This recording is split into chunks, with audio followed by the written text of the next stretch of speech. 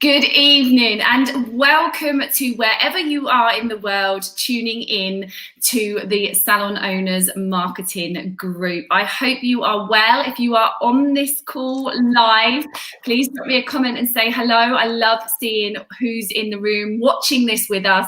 And if you're watching this somewhere on the replay, whether that be on YouTube or you're listening to it on the podcast, please also drop me a little line because we always keep an eye on the comments. And if you've got questions, we can answer them there. Today, I've got an amazing guest that I would like to share with you. She's come all the way via Zoom, via StreamYard with us today. Hello, Fiona. She is a couples therapist.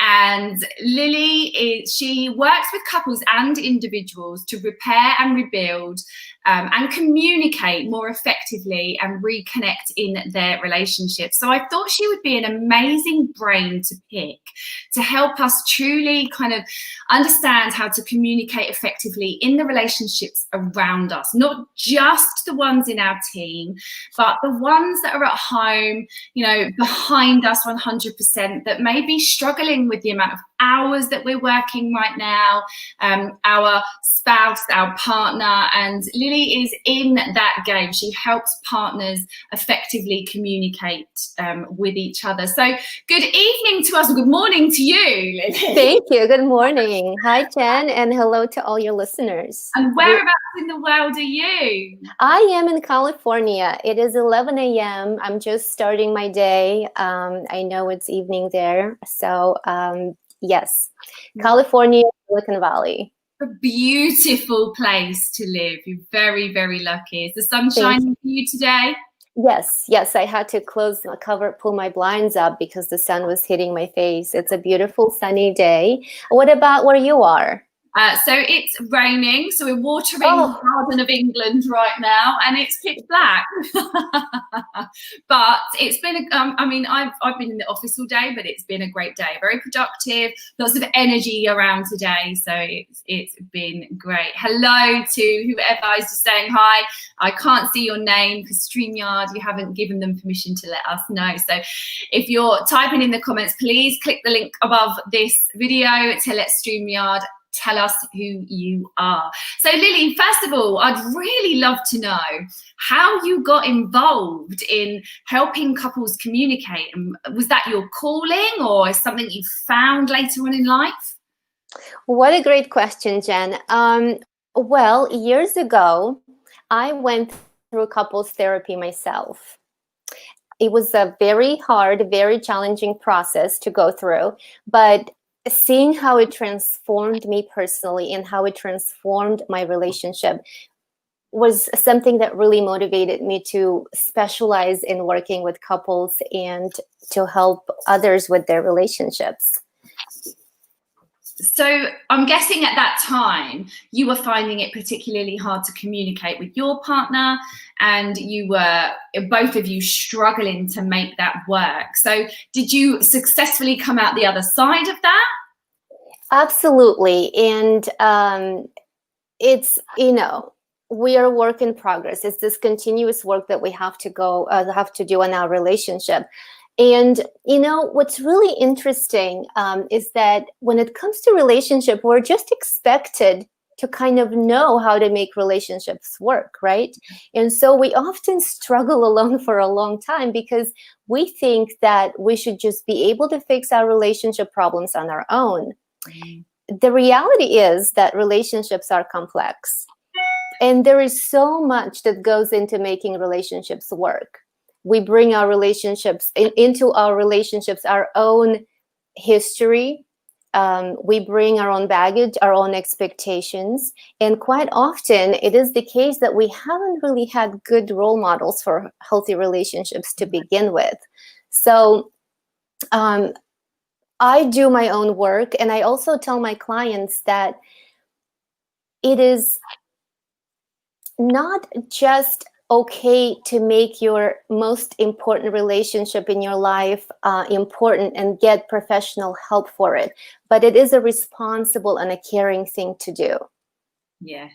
Yeah, And I totally get that.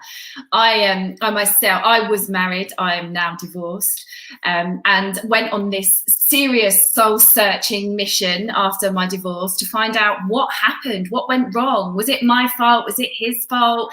Where did it all break down? And I've done a lot of inner work as a result of that, and a lot of things with Dr. John Demartini, who you will probably know. He's been phenomenal at helping me to understand myself. But one of the best books I read, and this came years after my marriage breakup, my son and I were really struggling to understand each other. And I read a book which changed the way I look at relationships all around me forever. Me and my son were literally like this. Teenage boy wanting to be the man of the house, especially where I'm single and there isn't a man in my house. So he was kind of like trying to be that person, and I was trying to like be the mum and I'm the boss, and it just wasn't working. And I read a book, and I'm absolutely certain you would have read it, called Love Languages. And it just helped me understand every single individual around me, which was just phenomenal. So I'm guessing you coach a lot about love languages, do you? Absolutely. It's such a simple concept, but when I teach my couple, when I bring it into our work, and when I teach them to understand each other's love languages, it really transforms how they see their partner. It transforms their relationship. Yeah. As a whole. So do you know, so the 5 love languages, you probably know them by now since you've read the book. The 5 love languages are quality time, gifts, words of affirmation, physical touch, and I think I'm forgetting one. Oh, yes, acts of service. Yeah. Which one are you, Jen? So for me, it's gifts. And ironically, because as a child, I didn't get gifts. My parents were poor, and unless it was Christmas, we didn't really get anything, or our birthday. But Christmas and our birthday, we got everything we ever wanted. So that's my love language. My children, ironically, both of them are time spent together. Quality time, yes. Because they didn't get that growing up. And it was really funny because I'm like a single mom, I work a lot. Yeah. And because they didn't get it, and I don't know whether that's just coincidence or whether your love language kind of goes back to a lack in childhood, I don't know. But that certainly is what it has been for my immediate family. But it helps me understand that when my children want to spend time with me, that's them showing me love, and laptop down, yeah, let's go out, let's do something. Good for you, Jen. Good for you to learn that early on, and really repair that relationship with your son. It's what's really, really special about learning your partner's love language is that when you get into that conversation with your partner, you, just like you were telling me your story now, you were telling me all these interesting things about you and your childhood. You get into that conversation. It just opens the door for a deeper conversation when we learn things about our partner. And these are very, very important, precious moments in the relationship that we get to know each other better. What makes us tick. And, something important about love languages is that we tend to show love to our partner in the same way that we feel loved. Yeah. And that quite often is not a match for our partner. There's nothing wrong with it. We don't have to have the same love languages. It's perfectly okay to have different love languages, but what's important is to know what your partner's love language is. So, for example, maybe I find out, we take the quiz. I have my clients take the quiz, and maybe they find out that their partner's love language is words of affirmation. And then all along, they've been showing their love by performing all kinds of acts of service. I washed the dishes for you on Friday night. I spent an hour cleaning the kitchen for you, the husband could tell his wife. And you didn't even notice, you didn't even care, But maybe, let's say, if her love language is quality time, she wanted for him to sit on the couch with her, hold hands, look her in the eye, and just chat and connect for 10 minutes. So there is a disconnect. So we really need to push ourselves a little bit, because clients often tell me it's really not natural for me to do words of affirmation. I can't remember to do it. I'm not good at it. And I just tell them, put it on your calendar. Put it on your calendar, schedule it. Give my wife words of affirmation at 5 p.m. today. It will pop up on your calendar, and just do it. And if she's not next to you, send her a text message. The other thing, the other thing that I was going to say that helps people who say, oh, it just doesn't come naturally to me.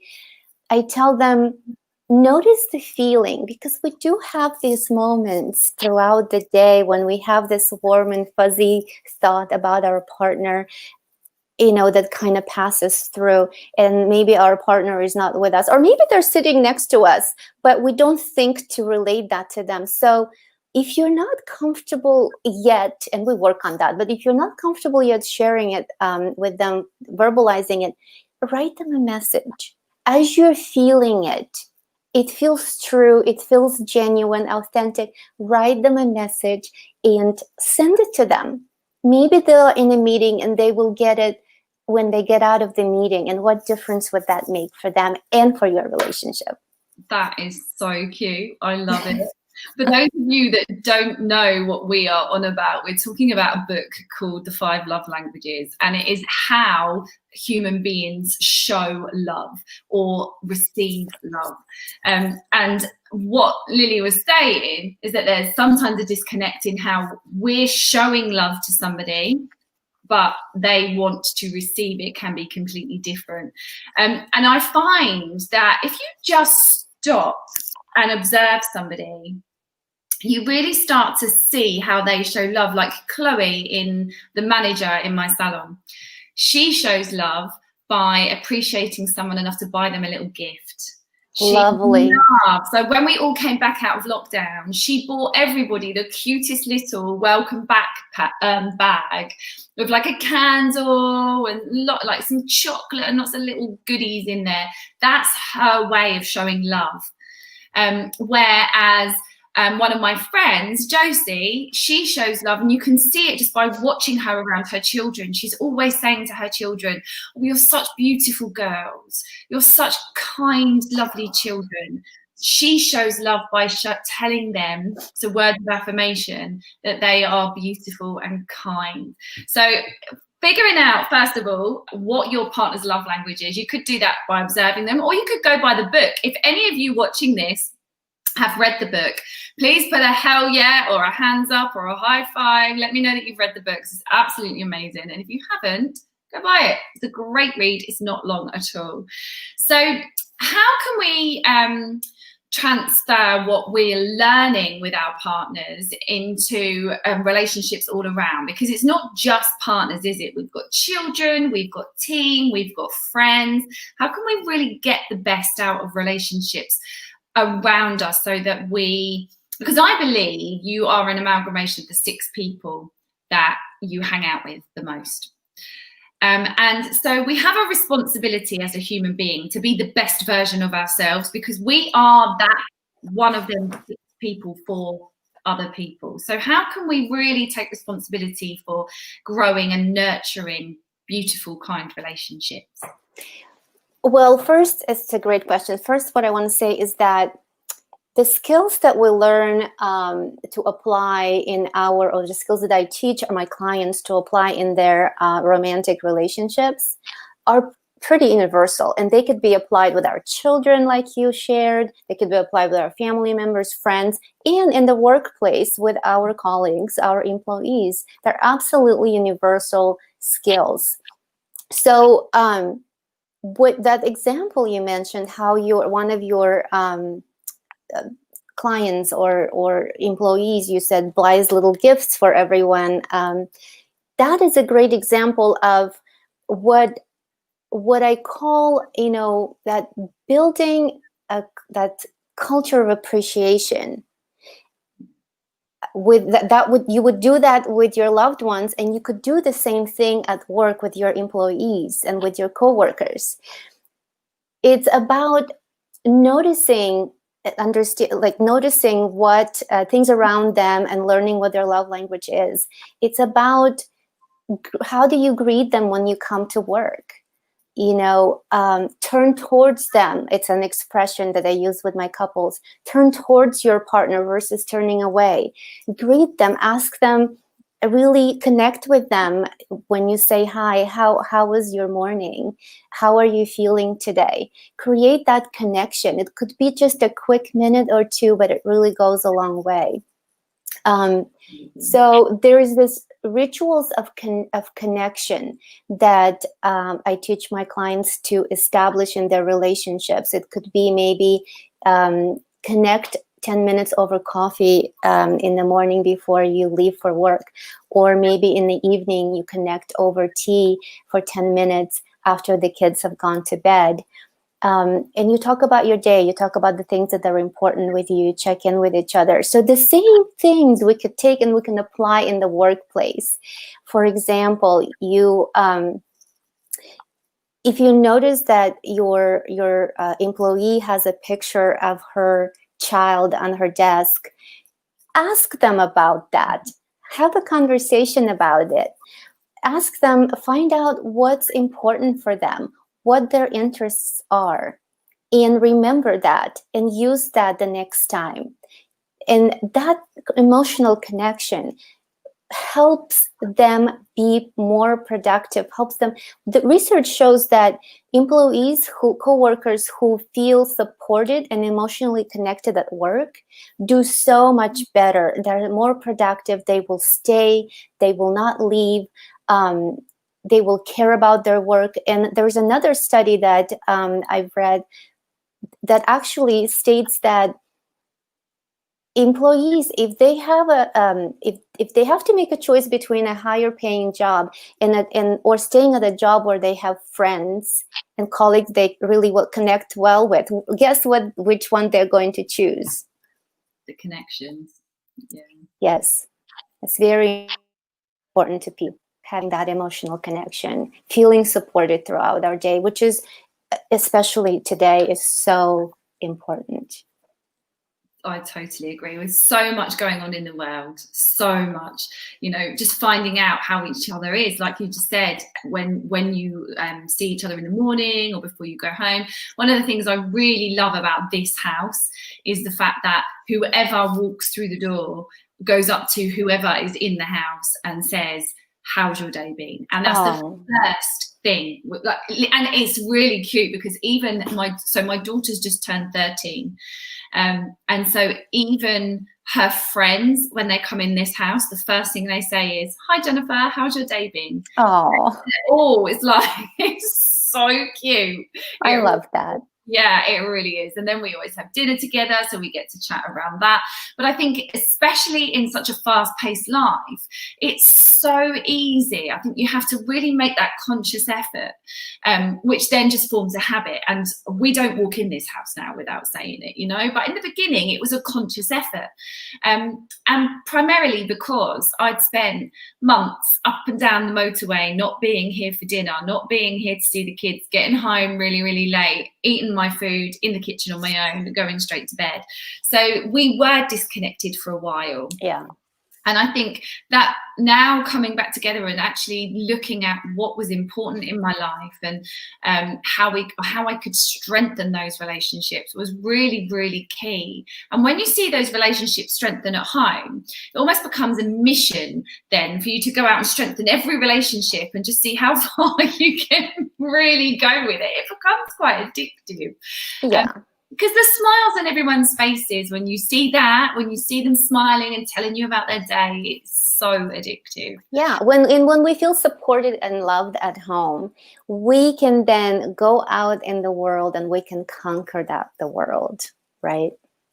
Absolutely. And work, I think, at the moment for just everybody is crackers. I mean, our industry right now, we've had Ireland just lock salons down as of Friday.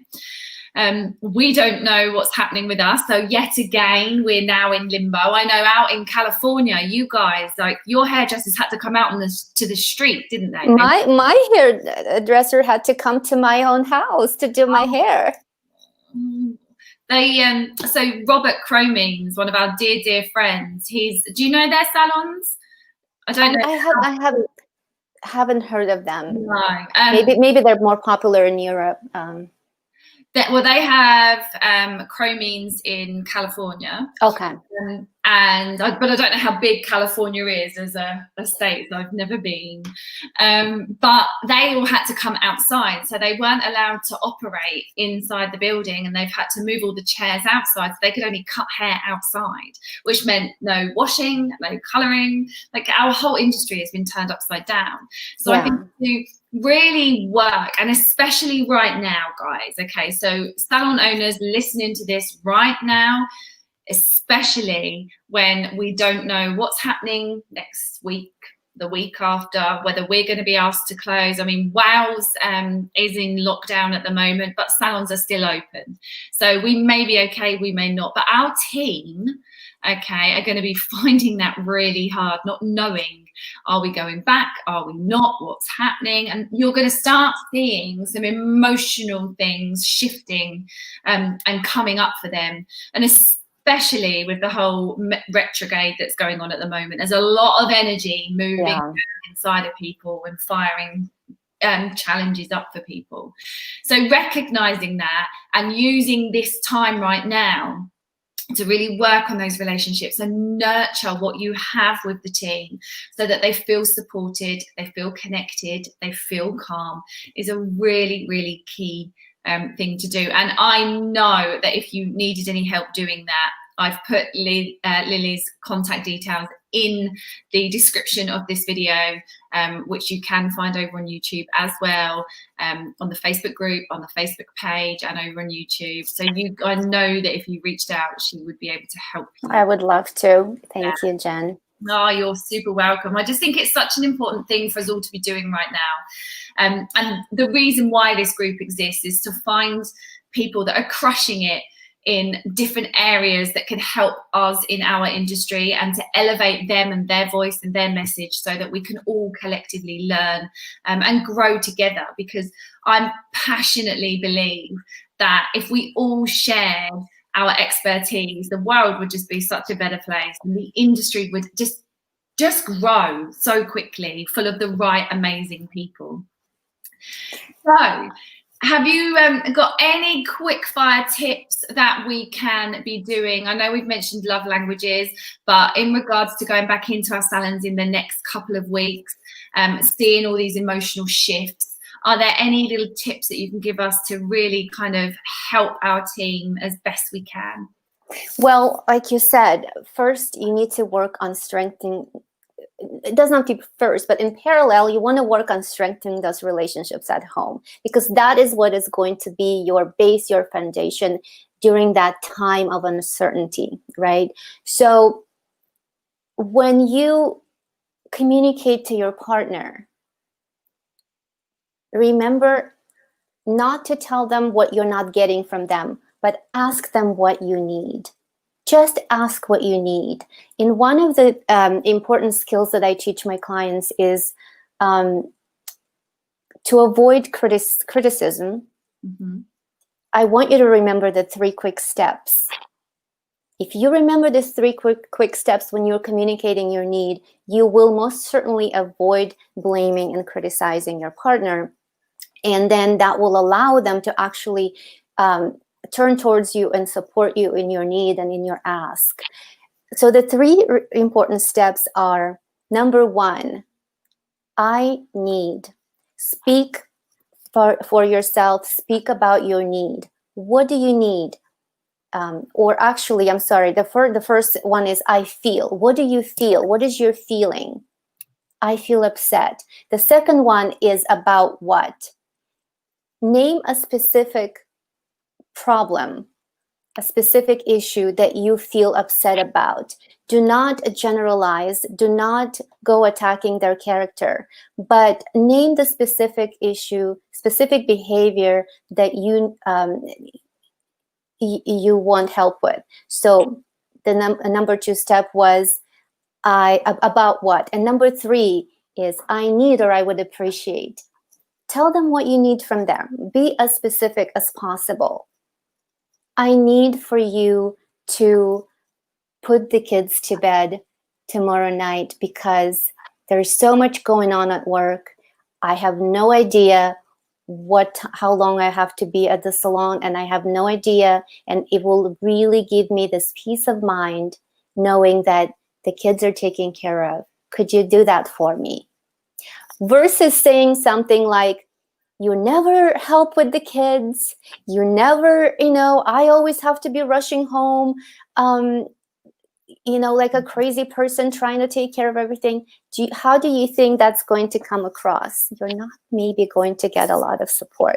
But if you just focus on these three steps, I feel, about what, I need, this is going to do wonders for your relationship. And if you take that same skill and apply it with your employees, that will do wonders as well. With your coworkers, tell them what you need. Tell them what you feel. Tell them specifically, be specific about that task. People love when they're asked in a very gentle way. People love to meet you in your need. They love to give you what you need. Where was you when my marriage was going wrong? There's a lot of me in that. I'm never getting any help. We all do that, I'm guilty at it as well. We all do it, but we learn new skills, and it's work that we have to continue doing every day with our relationships at home and our relationships with our employees. It's something that we have to work on every day. That there's always something in our lives that we can be working on, building and leveling up. And I just think that just makes my life so interesting, because it's like, if I finish something, then I'm like, okay, what can I work on next? How can I make myself a better person?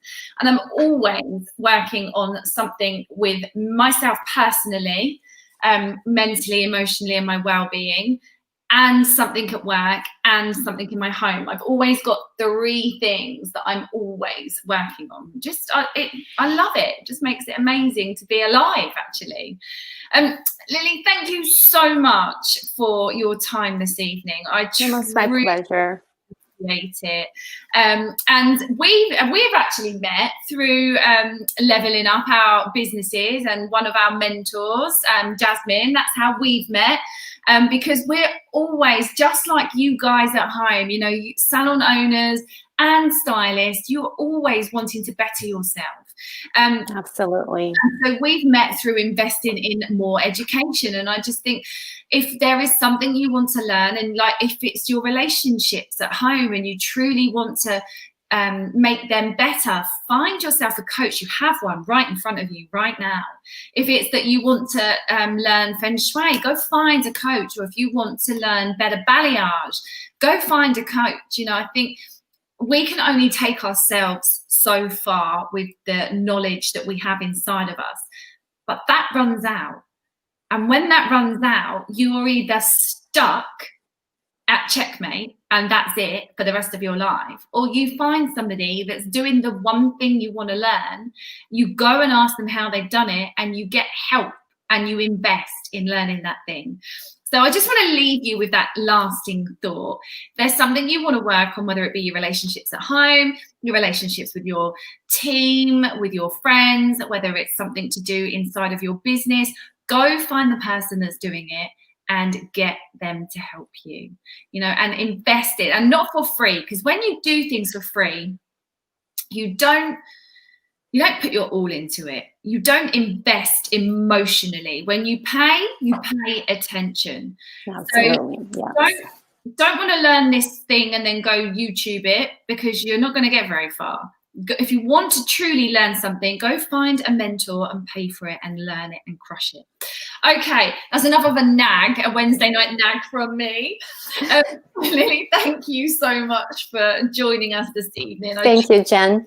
Appreciate it. Guys, have the most amazing rest of your week. It's late night in the salon for me tomorrow night. I'm sure it is for some of you, and then again on Friday. I hope you're busy. I hope you're crushing it, just like I know you all can. I will catch you all on Monday evening, 7 p.m. live in either the Facebook group, the Facebook page, or YouTube. Lots of love. Enjoy your evening. Mwah. Take care. Keep safe. Bye-bye. Bye.